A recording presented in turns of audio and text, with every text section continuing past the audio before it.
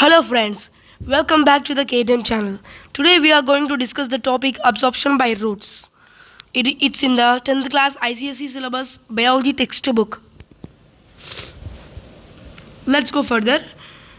Absorption by roots. What is the need of absorption by the roots? If the roots does not absorb water,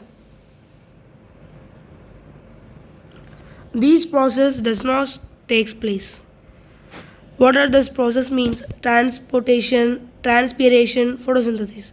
As we all know that water is very important for these transportations and photosynthesis transpiration process to take place. Next,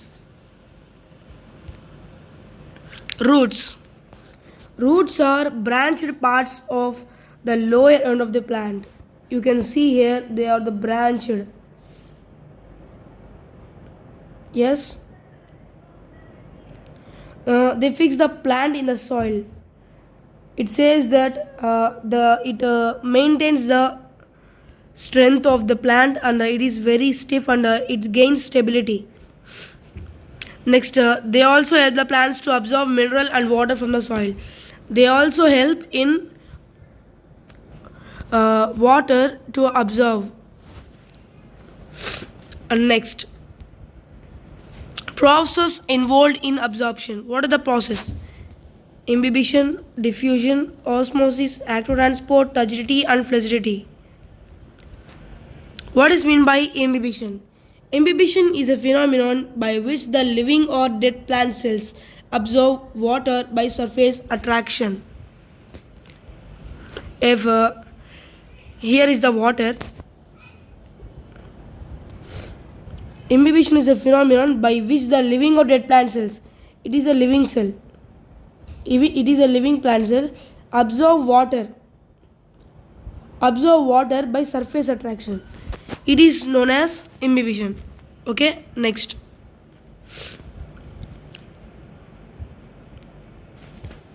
Diffusion.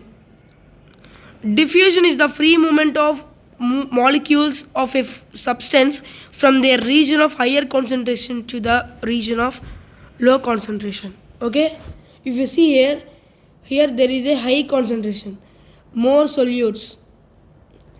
After some time, the particles or molecules distributed freely in the substance, as you see in this diagram. Okay, diffusion is the free movement of molecules of a substance from the region of high concentration to low concentration when they kept in direct contact. Next, osmosis.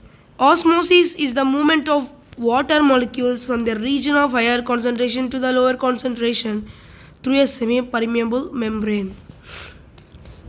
Osmosis is the movement of water molecules. Here are the water molecules. The water molecules in this region is very high. From their high concentration to low concentration. High concentration to low concentration. Through a semi-permeable membrane. This is the semi-permeable membrane. In the experiment, we will use cellophane paper as a semi-permeable membrane. Okay. Next, types of osmosis: endosmosis and the exosmosis. Endosmosis is the movement of water molecules into the cell when the cells are placed in a hypotonic solution. In the next slide, we will going to discuss the solution types of solutions. I will tell you. And the movement of water into the cell.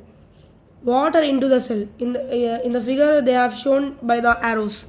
Into the cell. Water into the cell is known as endosmosis. Easily we can remember that endo, inhale, exo, exhale, inhale, going inside, exhale, going outside, like this. Next, types of solutions. Here the picture is okay. I will show you. Hypotonic solution: a solution with a lower solute concentration than the inside of a cell. Hypotonic solution means inside the cell is low concentration and outside the cell is high concentration. You can see the diagram here. Hypotonic solution. Outside the cell is higher. Outside the cell is high. Then high to low endosmosis takes place. Endosmosis takes place. That is there. And the hypertonic solution with a higher solute concentration than the inside of a cell. Hypertonic solution means inside the cell is a high concentration. Inside the cell is very high concentration. Then osmosis takes place from high concentration to low concentration. So outwards. That is the logic.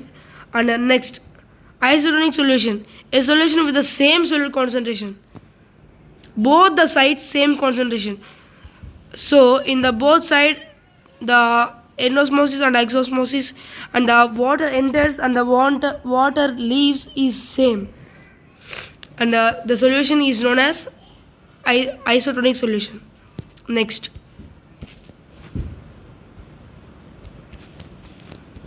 Osmotic pressure.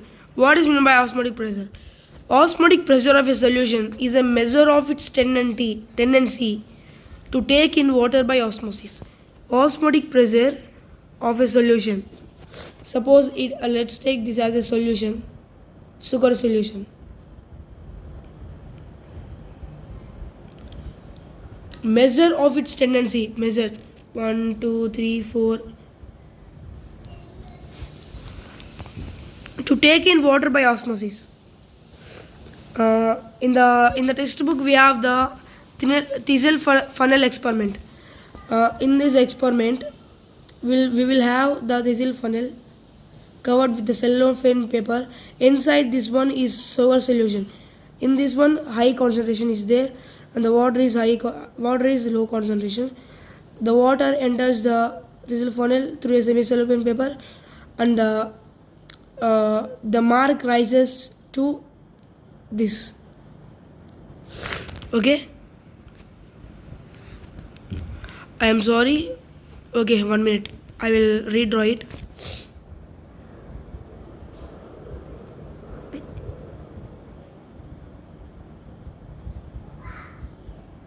This is cellophane paper and this is Tisel funnel. Inside this one sugar solution is there, outside it is water. This is the initial mark. After some time, this is the final position of water. It is a measure of osmotic pressure of a solution, is a measure of its tendency to take in water by osmosis. Okay, next. Active transport. What is meant by active transport? Means active transport is the passage of a substance from its lower to higher concentration through a living cell membrane using energy from the cell. Passage of a substance from its low to higher concentration through a living cell membrane. It is a living cell membrane. Yes.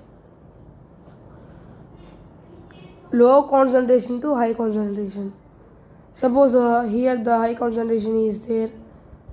Here low concentration is there. The water from the low concentration to high concentration comes through the cell and here. Through a cell membrane using cell energy. Using cell energy, the active transport takes place. Okay. Next. Turgidity and flaccidity. When a cell reaches a state where it cannot accommodate any more water, the condition is known as turgidity and it is called turgid.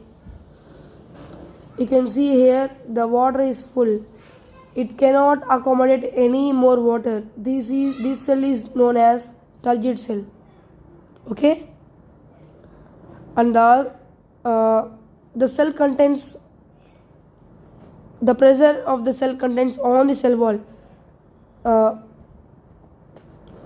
The cell contains the water and the other particles.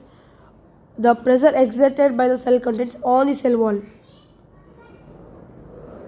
is known as turgor pressure. Pressure exerted by the cell wall on the cell contents like this. is known as wall pressure. Flaccidity is the condition in which the cell content is shrunken. Cell content is shrunken. You can see here the water comes to the position, small position is shrunken, and the cell is no more tight. It is not tight. It is very free. The cell is said to be flaccid cell. You can see here. And the next, plasmolysis. Plasmolysis is the contraction of cytoplasm. First of all, contraction of cytoplasm. You can see here in the first stage, the cytoplasm is more, and after the cytoplasm is going contraction. After contraction, it is like this, and after fully contracted, cytoplasm is contracted like this. Due to what does cause it, the contraction of the cytoplasm? Due to the withdrawal of water when placed in a strong solution. That means hypertonic solution, means inside the cell is higher concentration, outside the cell is low concentration. Okay, next. Thank you, friends.